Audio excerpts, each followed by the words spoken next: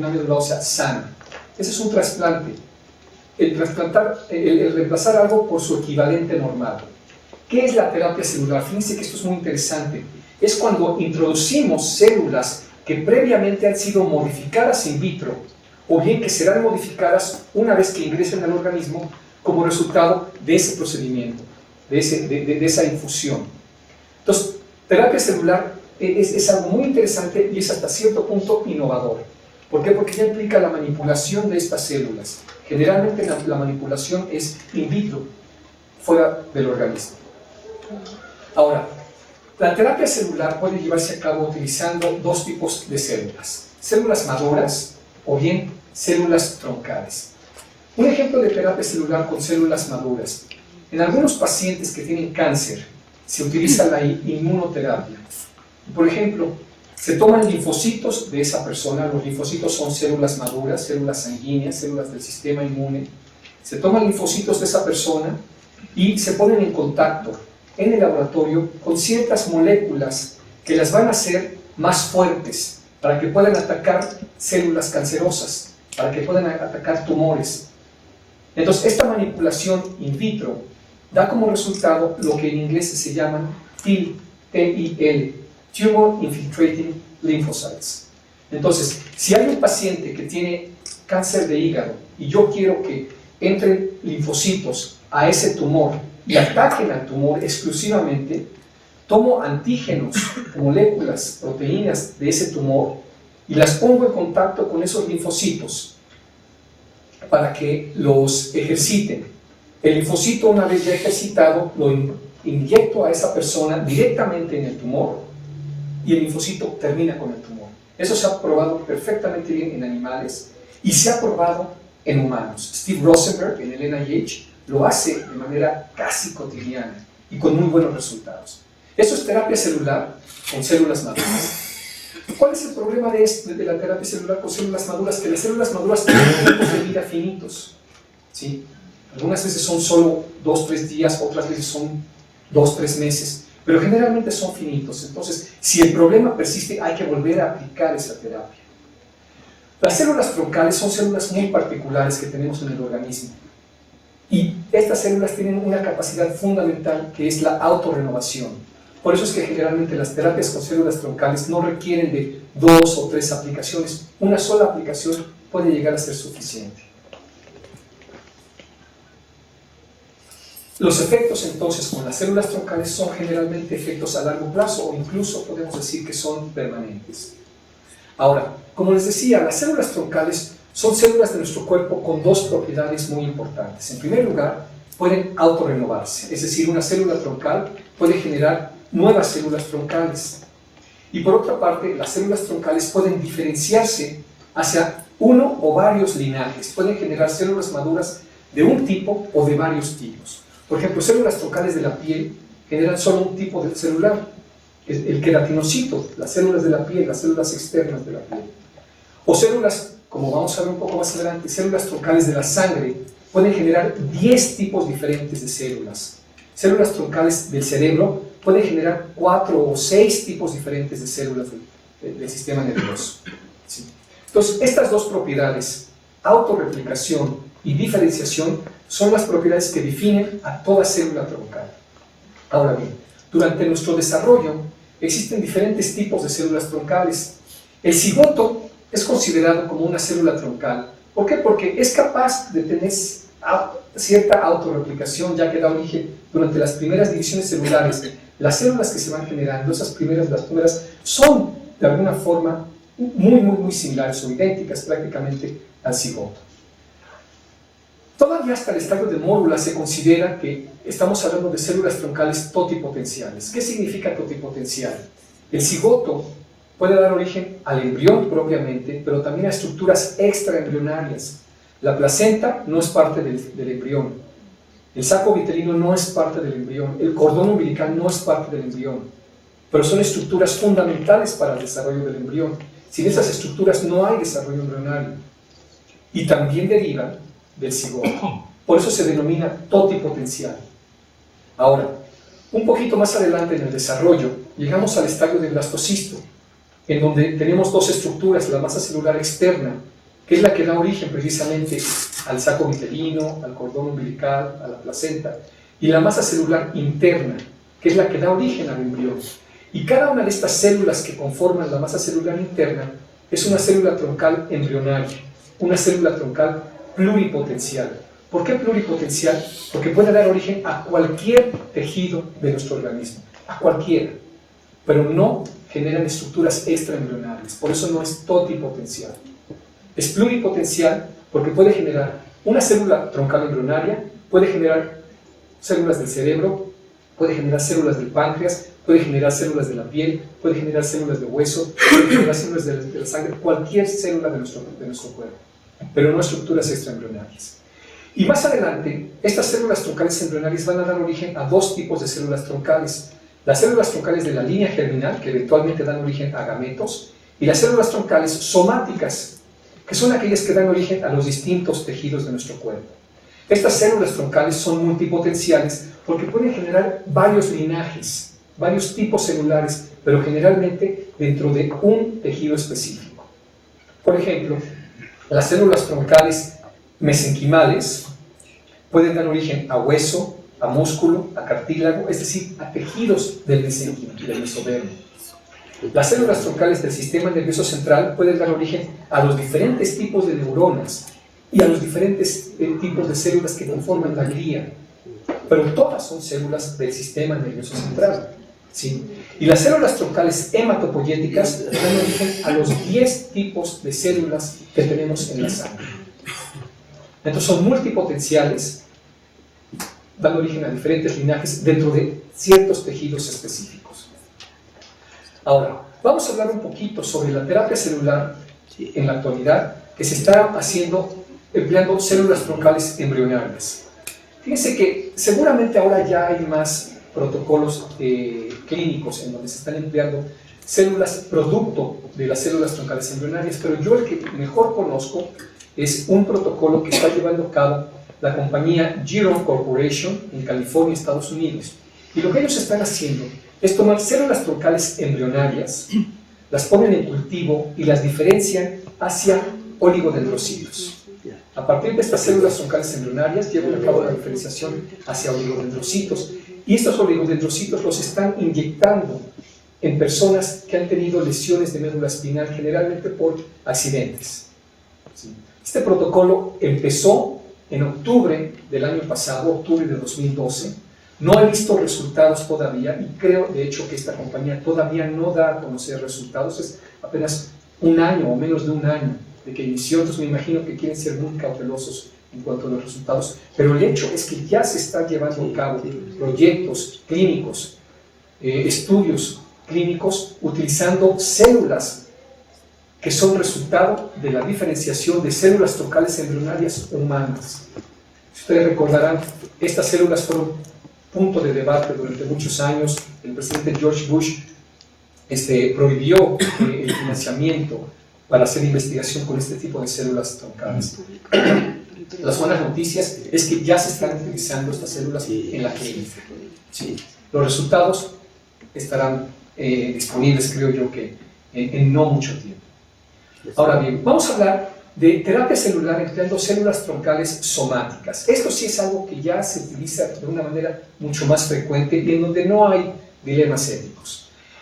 ¿Cuáles células en la actualidad ya se están utilizando en la clínica sin grandes restricciones para el tratamiento de diversas enfermedades? Son básicamente dos tipos: las células troncales mesenquimales y las células troncales hematopoyéticas. Vamos a hablar en primer lugar un poquito, y nada más un poquito, de las células troncales mesenquimales. Miren, estas que ustedes ven aquí son células troncales mesenquimales, pero estas también. Unas son muy alargadas porque ya se adhirieron al plástico de la caja de cultivo. Estas células tienen, ya una vez adheridas, tienen un potencial proliferativo hasta cierto punto limitado. En cambio, estas de aquí, las redonditas, que también son células troncales mesenquimales, tienen un potencial proliferativo muy elevado. En conjunto, lo que estas células pueden hacer es dividirse mucho, autorrenovarse, pero también generar diferentes tejidos.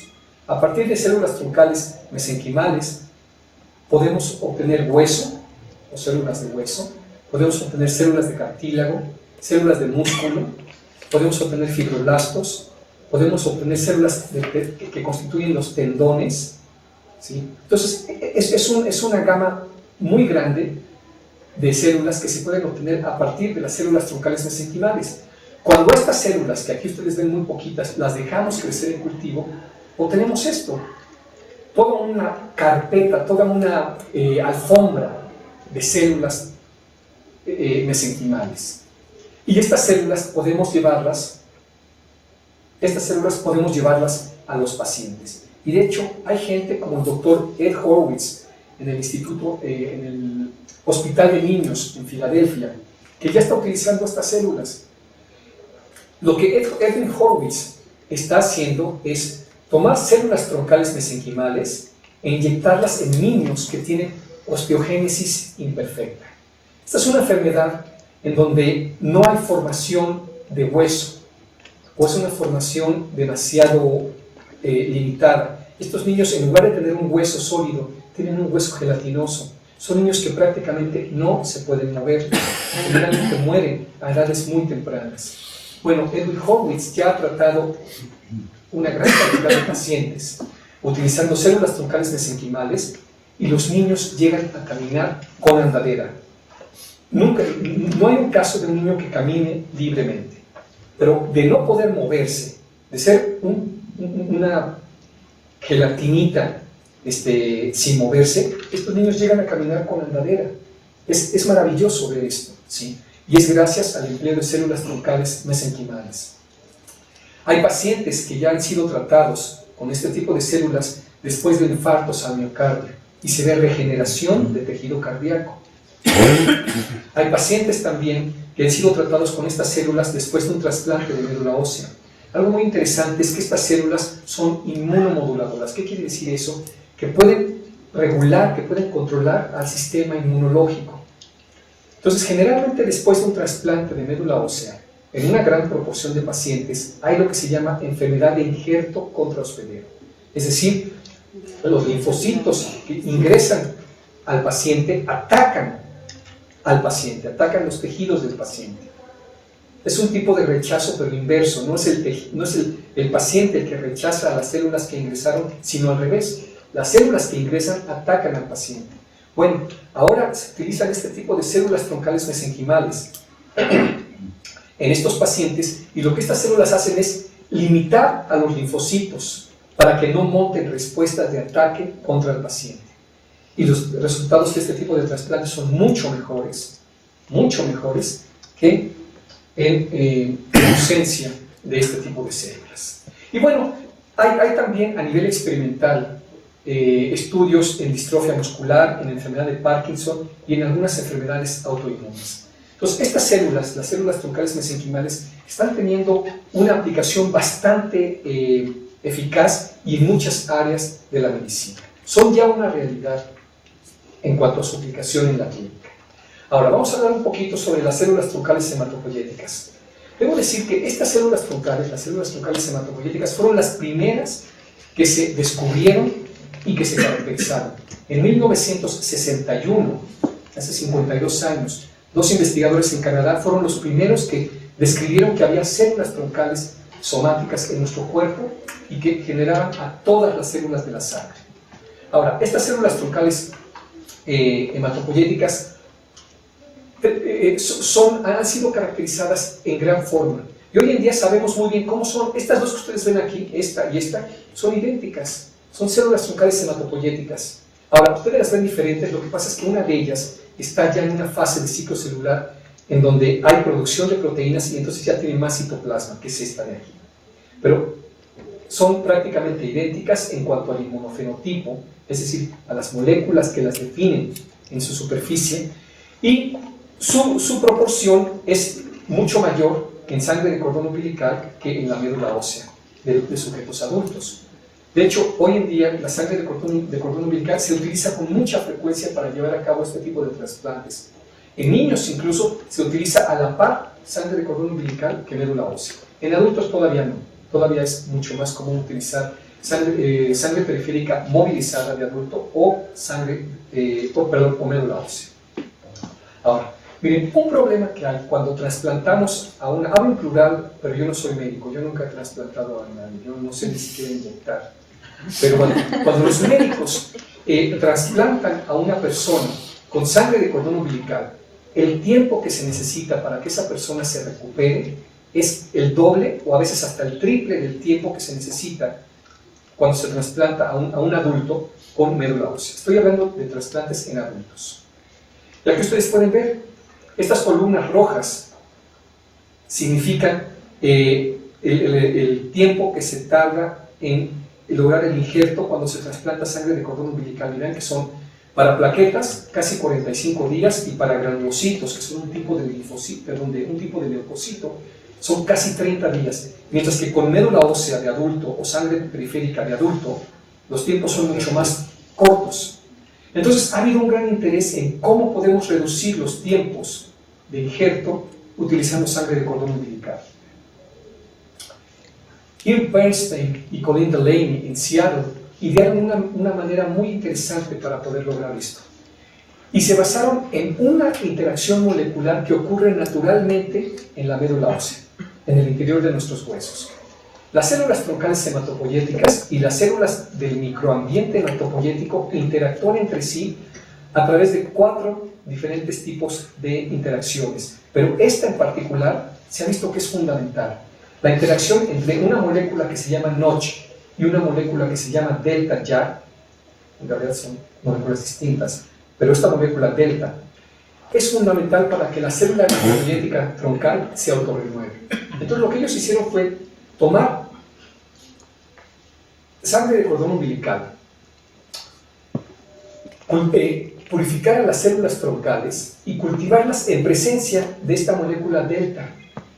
Y lo que observaron es que el número de células troncales se expandió 16 veces, entre 16 y 20 veces. Y luego esas células expandidas las inyectaron en pacientes. Y ven ustedes lo que se ve. Hay una reducción en el tiempo en el que se logra el injerto, en el tiempo en el que se recuperan los pacientes que han sido trasplantados con sangre de cordón umbilical. Entonces, esa manipulación in vitro de células troncales hematopoyéticas puede llevar a que los pacientes que son trasplantados con estas células tengan una recuperación significativamente más rápida, ¿sí? Tanto para plaquetas como para leucocitos, como para glóbulos blancos. Entonces, este es un ejemplo de cómo la terapia celular puede tener un impacto muy fuerte en enfermedades de tipo hematológico. En este caso, pacientes que tenían leucemia y que fueron trasplantados con sangre de cordón umbilical. Otro ejemplo también muy interesante viene de Francia. Marina Cabazana Calvo y Alan Fisher en París lo que hicieron fue tratar pacientes que tienen un problema inmunológico, inmunodeficiencia severa combinada. Esta es una enfermedad en donde estos pacientes no producen linfocitos T debido a que tienen un gen mutado y ese gen es receptor para moléculas que ayudan a la producción de linfocitos T. Si ese gen está mutado, no hay la interacción entre los factores hematopoyéticos que favorecen la generación de linfocitos. Entonces, estos pacientes no tienen un sistema inmune compatible. De hecho, estos pacientes también se conocen como los niños de burbuja. No pueden estar en el medio exterior, tienen que vivir en un medio controlado. Porque un virus que a nosotros nada más nos da tantita gripe y se nos pasa, a ellos los mata, ¿sí? Entonces, este tipo de niños tienen un periodo de vida realmente más corto y con muchas limitaciones. Bueno, lo que hicieron estos investigadores franceses fue tomar células de la médula ósea de estos niños, purificaron las células troncales y luego las cultivaron in vitro en presencia de unos virus que han sido modificados y que llevan el gen normal. El gen que estos niños tienen mutado, ellos introdujeron el gen normal a través de estos virus. Y lo que hicieron fue, después de 3 días, se vio que las células troncales hematopoyéticas adquirieron el gen normal. Y luego introdujeron estas células en los niños. Y prácticamente esto lo han hecho con 12 niños. Los 12 están curados de la enfermedad. El problema es que 3 de ellos desarrollaron leucemia. Y aparentemente la leucemia que desarrollaron fue producto del sitio donde se insertó el gen normal, pero alteró la expresión de otros genes que tienen que ver con el desarrollo de leucemia. Entonces, es algo muy interesante, es algo con un potencial, pero no deja de ser algo que tenemos que tener mucho cuidado, porque no están todos los problemas resueltos, ¿sí? Sin embargo, en favor del procedimiento, todos los niños se curaron y ninguno ya tiene la inmunodeficiencia severa combinada. De hecho, pueden respirar el aire que nosotros respiramos. El problema, repito, 3 de ellos desarrollaron leucemia linfoblástica. Ok. Hablo de perspectivas aquí, y lo voy a hacer muy rápido porque sé que tengo el tiempo encima.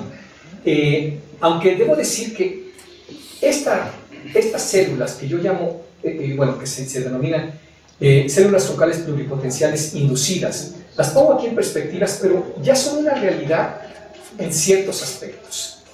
Ya se han caracterizado y ya experimentalmente en animales se han aplicado con resultados muy, muy buenos. Ahora, son una perspectiva desde el punto de vista de su aplicación en la medicina. Nosotros sabemos que una célula muy inmadura puede generar una célula madura. A eso le llamamos diferenciación celular y es la dirección lógica que conocemos en la biología. La pregunta que se hacían investigadores era si podíamos ir en el sentido inverso. Y gracias al trabajo del doctor Shinya Yamanaka, sabemos que sí es posible ir en el sentido inverso. Si estas células maduras, por ejemplo fibroblastos o linfocitos, son tratadas con factores de transcripción, que son genes reguladores de la expresión de otros genes, estas células pueden convertirse en células pluripotentes. Es decir, de una célula madura, un fibroblasto, podemos generar una célula troncal pluripotente. O de un linfocito maduro, podemos generar células troncales pluripotentes. Shinya Yamanaka lo hizo.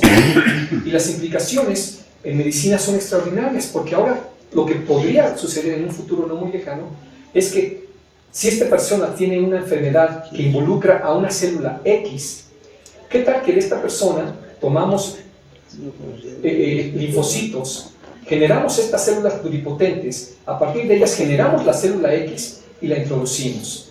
Pero una célula X que tiene que ser corregida, que tiene que ser normal. Entonces, a lo mejor la solución va a estar en linfocitos de otra persona que no tenga la alteración que tiene esta persona, tomar linfocitos, generar estas células pluripotentes, generar la célula X e introducirla en esta persona. Esta es una perspectiva que no es muy descabellado pensar que en un futuro cercano pudiera llegar a realizarse. Otro aspecto es la plasticidad celular. ¿Qué es la plasticidad celular? Cuando una célula troncal de un tejido puede generar células de otro tejido. Por ejemplo, células troncales de la sangre que generen neuronas, o células troncales del sistema nervioso, células troncales del cerebro que generen sangre o que generen hueso, ¿sí? Esto, repito, es algo que creemos que en un futuro pudiera llegar a presentarse. En ratones ya se ha visto claramente que a partir de células troncales de la médula ósea pueden generarse células de hígado. Y también a partir de células troncales de la médula ósea pueden generarse células del cerebro. Esto ya se ha hecho en ratones. Y hay evidencias de que en humanos puede ocurrir también. Pero todavía son estudios experimentales in vitro o bien de humanos en modelos animales, en xenotransplantes.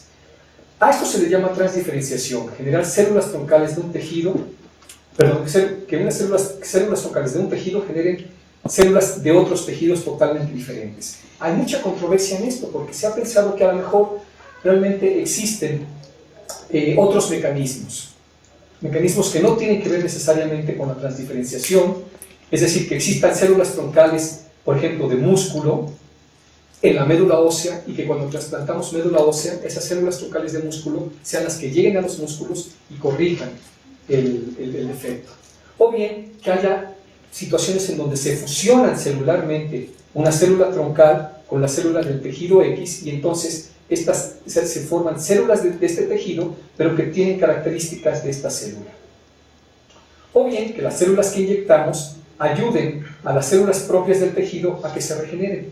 Los mecanismos todavía no están muy claros y hay mucha controversia en esto, pero la plasticidad parece ser un fenómeno biológico que sí existe, que está presente, pero que todavía tenemos que aprender a entenderlo y a regularlo, a modificarlo. Durante los últimos años, durante las últimas 5 décadas, el número de células troncales que conocemos y que hemos caracterizado, ha crecido de una manera extraordinaria. Repito, en los 60 solo conocíamos a las células troncales hematopoyéticas.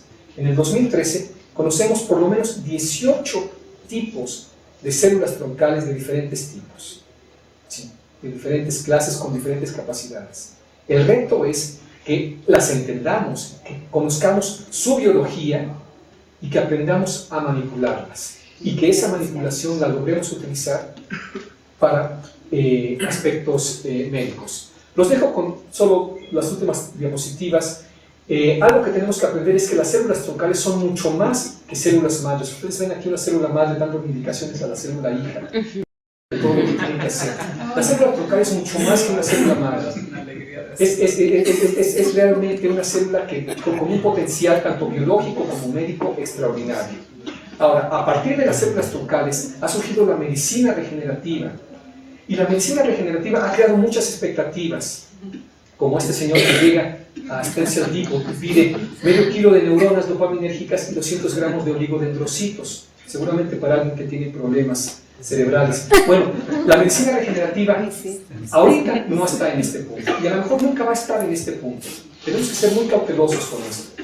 Y las controversias que hay en torno a estas células también son controversias muy importantes. ¿Cuáles son las mejores células? ¿Cuáles debemos aplicar? ¿Cuáles no? ¿Cuáles implican dilemas éticos? ¿Cuáles no? Todo eso tenemos que ser muy cautelosos.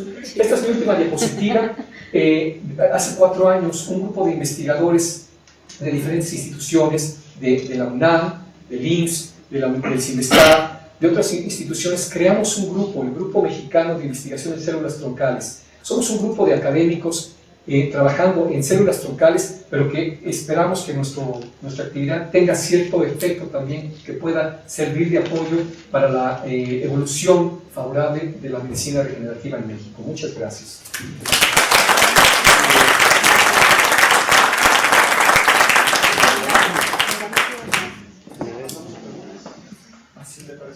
Pero no sé si hay ¿Preguntas, no? ¿Alguna pregunta para el doctor? No, es un comentario. Las pluripotentes inducidas también pueden generar gametos y entonces se convierte en mismo problema ético, que fue de lo que nos habló también el doctor Harris, ¿no? Entonces, tampoco es cierto que ya no hay porque Bush se puso feliz cuando aparecieron las pluripotenciales inducidas y dijo que tenía razón en prohibir las embrionarias. Y pues no, porque pueden dar origen también a gametos y, por consiguiente, a organismos completos. Sí, pero un poquito es de dónde se obtiene. La célula troncal embrionaria se obtiene de embriones. Sí, claro. La inducida se obtiene de linfocitos. Sí, la célula adulta. Ahí está el punto crucial es de dónde las obtienes. Las IPS no tienen dilemas éticos, las embrionarias no deberían tener dilemas éticos, pero tienen dilemas éticos. Bueno, ahora, lo que puedes hacer con ellas, pues sí, puedes llevarlas a donde tú quieras, y efectivamente las IPS puedes llevarlas a la generación de gametos. Y entonces ya está el problema ético otra vez. Y llega el problema ético. ¿Alguna otra pregunta? ¿Para qué? ¿Todos los tipos celulares tienen la misma facilidad para ser reprogramados y generar inducidas? Sí, muy buena pregunta y aparentemente no. De hecho, por ejemplo, el doctor Mahendra Rao en el NIH ha hecho estudios con diferentes tipos celulares. Los fibroblastos son muy nobles, los linfocitos no tan nobles, pero también. Y algo interesante es que células de la sangre de cordón umbilical son muy fácilmente reprogramables comparadas con células de adulto. Entonces, aparentemente no todos los tipos celulares tienen la misma facilidad. Y esto seguramente tiene que ver con implicaciones de epigenética.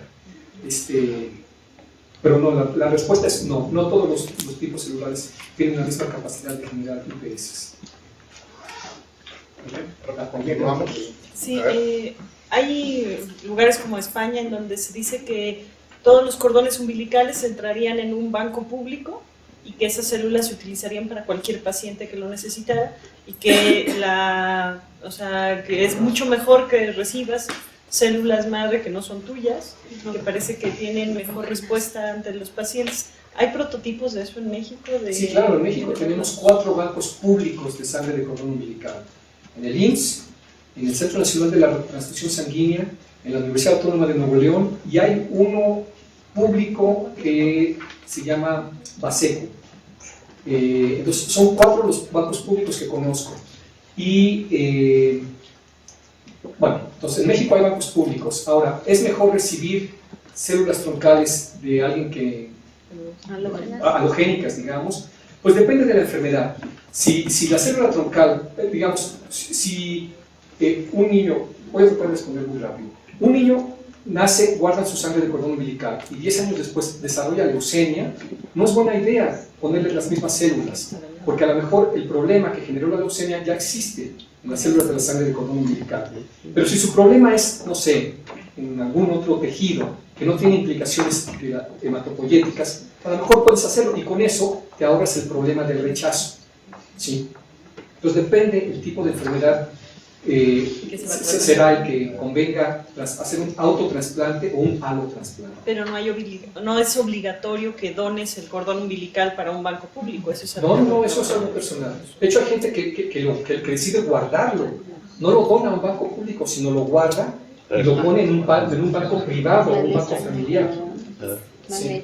La última pregunta, Patricio. Yo soy médico, mucha gente aquí no es médico, y si uno abre la sección amarilla y busca terapia celular, encuentras muchas cosas.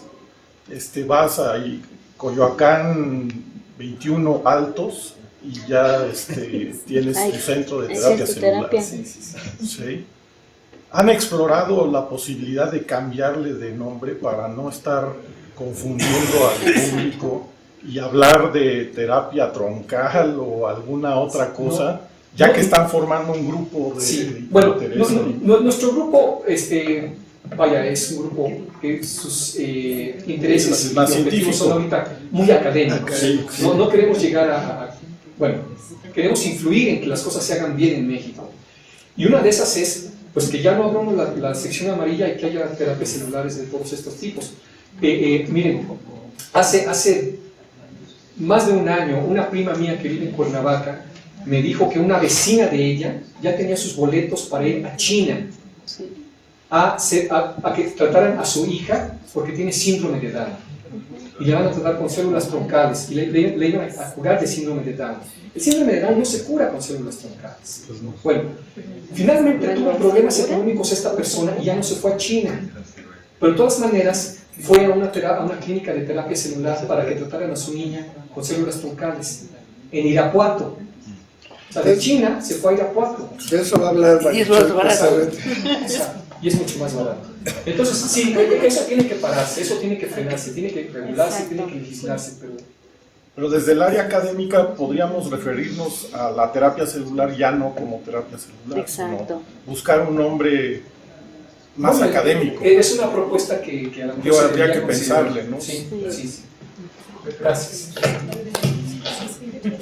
Agradecemos mucho al doctor Héctor Mayari por su constancia, doctor. Continuamos el programa.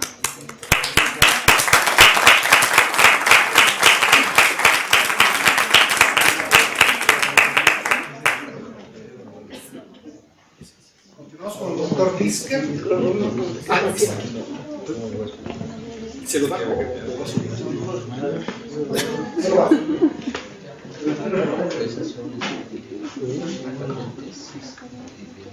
Sí.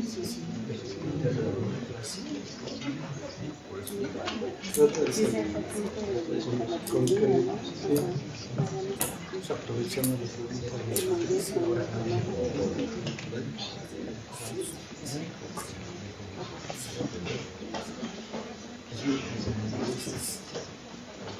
Continuamos con el doctor Rubén Lisker, que nos va a hablar de los problemas éticos del uso de las células troncales embrionarias.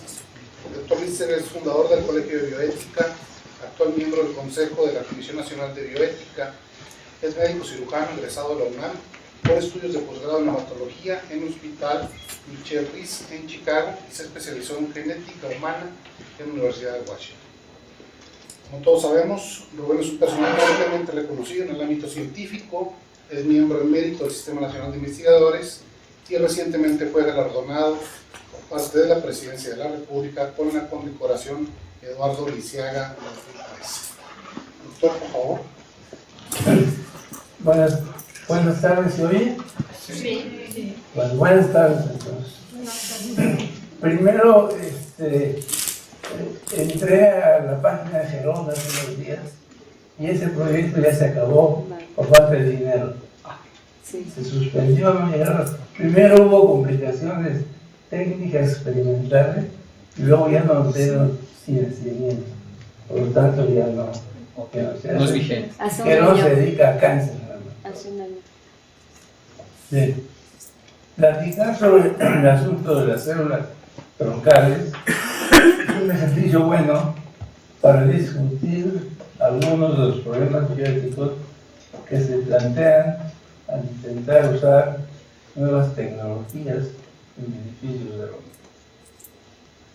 Se trata del tratamiento de dos concepciones: la biológica moderna, basada en la piedra angular de la evolución de las especies, y la sobrenatural de lo que es un ser humano, de cuándo el cigoto es una persona y por tanto debe de tratarse como tal. Los conceptos tradicionales han permanecido con pocos cambios por mucho tiempo, por siglos, e independientemente de su verdad o no, impiden el progreso del conocimiento y retrasan la posibilidad de encontrar soluciones a problemas médicos que aquejan a millones de personas. El nacimiento de Dolly nuevamente en la oveja en el 97, conseguido por clonación, fue el detonante que despertó el interés público sobre estos temas, básicamente por el temor de que lo mismo se pudiera hacer en nuestra especie. Ese fue el miedo central. Podemos clonar un mamífero, ahora podremos clonarnos a nosotros, y eso es horroroso. ¿Por qué es horroroso? Está más difícil de puntualizar, ¿no?